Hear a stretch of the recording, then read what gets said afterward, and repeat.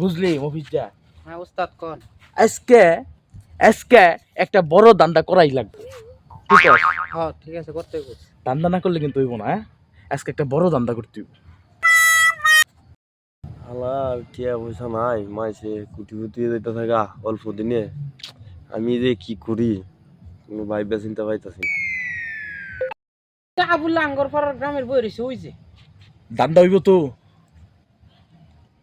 Phone তোর কাম হইব, ওর সামনে যাইয়া তুই খালি আমার গড়ির দাম জিগাইবি, মোবাইলের দাম জিগাইবি, এই চশমার দাম জিগাইবি, পারবি? পার মু 100 পার মাই নামনে। আরে আবুল্লাহ কি অবস্থা? আরে তোর কি অবস্থা? আরে কি আপনারা তো আমি চিনলাম না। আরে আবুল ভাই, আঙ্গর উস্তাদ রে চিনেন না? কোটি কোটি টিয়ার মালিক, আপনার ছোটবেলার বন্ধু। আমার ছোটবেলার বন্ধু। হ্যাঁ আপনার ছোটবেলার বন্ধু। নাম কি তে? আতাউর। এই বেটা আতাউর, আমার চিনস না তুই? ও দোস্ত, তুই তুই এই অবস্থা কে দিদে? তুই তো কুটিপুতির বাপ। এ উস্তাদ, এ 2 লাখ টাকা দামের আমাদের ফোন আইছে। আরে বেটা 2 লাখ টাকার ফোন, তুই কোন ফোনে ফোন আইছিস? এটা আইফোনে। হ্যাঁ এটা কইবি। ফোন কারা দিছে দেখ তো। আর নেপালের প্রধানমন্ত্রী। ফোন রাইখা দে। হাইতে দেবো। হ্যাঁ কাট আর সময় নাই, একটু ব্যস্ত আছি। আরে দোস্ত, তোর নেপালের প্রধানমন্ত্রী ফোন দে? ওই বেটা খালি কি বেটা তোর নেপালের প্রেসিডেন্ট ফোন দেয়? এই বেটা তোর পাকিস্তান, কিরগিজস্তান, কিরমিস্তান, খাটের তলের স্থান, কত দেশের প্রেসিডেন্ট আমার মনে হ্যাঁ করছে উস্তাদ, ফোন দেয়। কিরমিস্তান না, কিরগিজস্তান নাম হইব। এই, তোরে কইছি না আমি, তুই আমার কথার মধ্যে বামাত দিবি না বেটা। ভুল হলে কি করবো? এ উস্তাদ, এ হ্যাঁ। রাশিয়ার প্রেসিডেন্টে ফোন দিছে। রাশিয়ার প্রেসিডেন্ট? না না এই ফোন ধরন লাগবো। খারা আয় একটু খারা। হ্যাঁ পুতিন সাহেব, হ্যাঁ কও। হ্যাঁ তোমার বাড়ি পায়খানা ভরে গেছে? ও আচ্ছা ঠিক আছে, আমি আইতেছি, লোক পাঠাচ্ছি, দাঁড়াও। দোস্ত তুই তো বড় মাপের লোক রে, আমার তুই ওই আর চলতেছে না, আমার একটু বিদেশ যাওয়ার ব্যবস্থা করে দে। তুই বিদেশ যাবি? আমি তো মনে কর দালালি ফালালি এগুলো করি না, এই টাকা পয়সা আমি আতাইও না।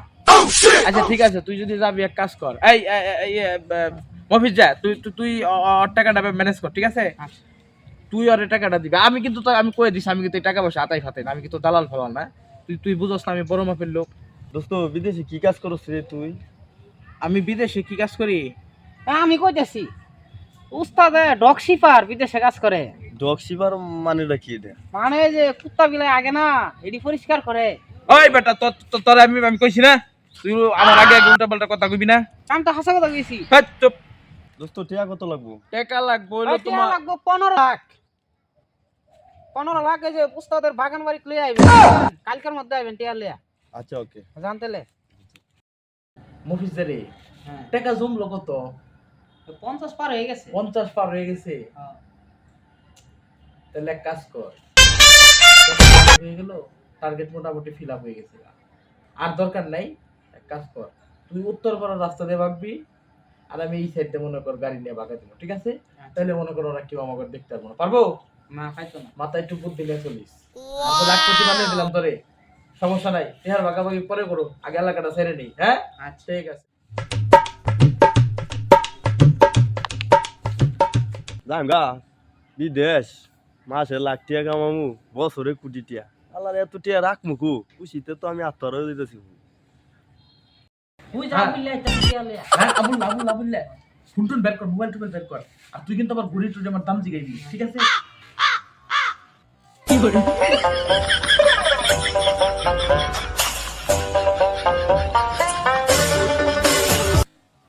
গড়িটা জানি কত দিয়ে কিনছিলেন? 1.5 লাখ নাকি? এই বেটা, এই গড়ি 1.5 লাখ টাকা দিয়ে দেয়? গেঞ্জি? এই গড়ি কিনছিলাম 3.5 লাখ টাকা দিয়ে। গেঞ্জি কত? এই গেঞ্জি এটা তো আমেরিকার প্রেসিডেন্ট দিছিল, বাংলাদেশি মূল্যে মাত্র 20,000 টাকা। তাই নাকি? হ্যাঁ এরপরে তো আমিও কোটিপতি যাবো, আমারও তো এত কিছু হয়ে যাবো। শালার খুশিতে আত্মহারা। আরে কি অবস্থা? আবুল্লাহ তুই আইছস? হ্যাঁ, আইছি। বয় আরে বয়। কি অবস্থা? টাকা লয়ে তেরাই পড়ছস? হ্যাঁ, জমি জমা গাড়ি বাড়ি ঘর তো যা আছে সব বেচা টিয়া নিয়েছি তো। না দে আমি কইছি না তোরে, আমি এই যে দালালির করে টাকা পয়সা হাতাই না, এইগুলার আমার মেজেরিয়ার মফিজার দে, মফিজার টাকা দে। এই তুই যাই আমাকে অফিসে জমা করবি, ঠিক আছে? আর এক কাজ কর, তুই আবুল্লার নামে যে ওই সামনের দোকানে 5,000 টাকা বিল কর। তাই তো তোর 5,000 টাকা দিয়ে গেলাম, তুই চা খাবি যা। ওই 5,000 টাকা বিল করছিস দোকানে, তুই যা চা খাবি যা। খাওয়ার লাগে 5,000 লেগেছে আমারে। ভাই তো বড় মাপের কুটিপতি রে।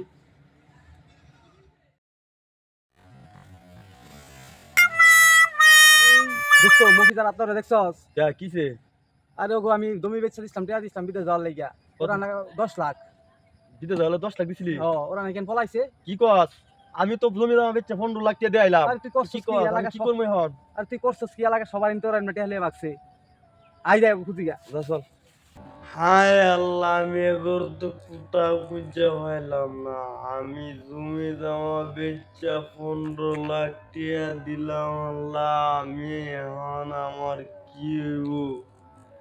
আমার বাড়িও নাই, ঘরও নাই, আমার সব গেছে। গল্প থেকে আপনারা কি শিখলেন? অতি লোভে তার নষ্ট। বাংলাদেশের প্রত্যন্ত গ্রাম অঞ্চলের যে সকল মানুষগুলো সাধারণত দালালদের খপ্পরে পড়ে একটু সুখের আশায় নিজের জমি জমা সর্বস্ব বিক্রি করে বিদেশে পাড়ি জমানোর আশায় আছেন, তাদেরকে বলি তারা সাবধান হয়ে যান।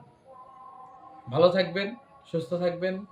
আমাদের ইউটিউব চ্যানেল এবং আমাদের পেজকে ফলো দিবেন এবং সাবস্ক্রাইব করবেন, পাশে থাকবেন। ধন্যবাদ সবাইকে। আসসালামু আলাইকুম।